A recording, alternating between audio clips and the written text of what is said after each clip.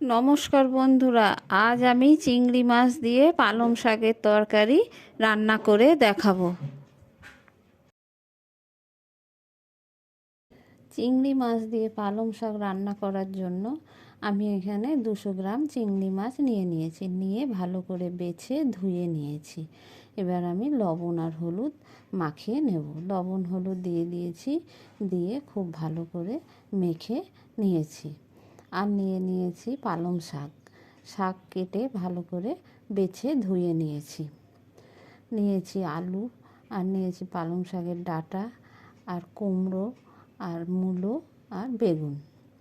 নিয়েছি একটু পেঁয়াজ, আদা, আর কাঁচা লঙ্কা। পালং শাকগুলো আমি একটু সেদ্ধ করে নেব, সামান্য একটু আউতে নেব। জল দিয়ে লবণ দিয়ে দিয়েছি, দিয়ে একটু সেদ্ধ করে নামিয়ে নিয়েছি।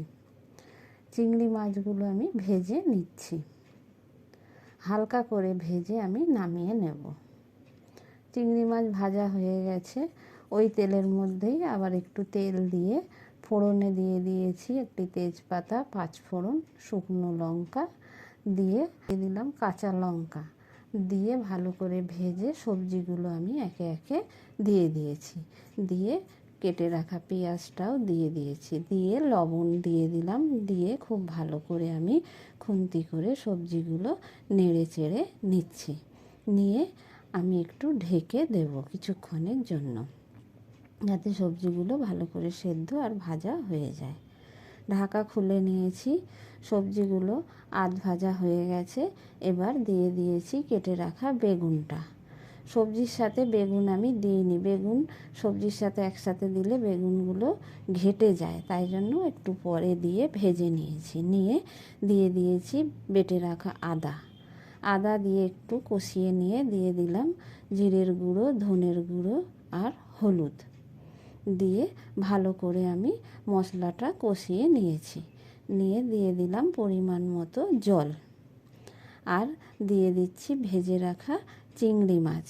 চিংড়ি মাছ তরকারির মধ্যে যত ফুটবে তত তরকারিটা স্বাদ হবে, তাই আমি প্রথমেই মাছগুলো দিয়ে দিয়েছি, দিয়ে ঢেকে দিয়েছিলাম। ঢাকা খুলে নিয়েছি, সবজিগুলো সেদ্ধ হয়ে এসেছে। এবার আমি দিয়ে দিলাম সেদ্ধ করা পালং শাকটা, দিয়ে আবারও একটু ঢেকে দিয়েছিলাম। দিয়ে ঢাকা খুলে নিয়েছি। খুলে নিয়ে এবার খুব ভালো করে আমি নেড়ে চেড়ে নিচ্ছি। খুব ভালোভাবে তরকারিটা আমার রান্না হয়ে গেছে, সবজিগুলো সেদ্ধও হয়ে গেছে। চিংড়ি মাছ দিয়ে পালং শাকের রান্না হয়ে গেছে, নামিয়ে নিয়েছি।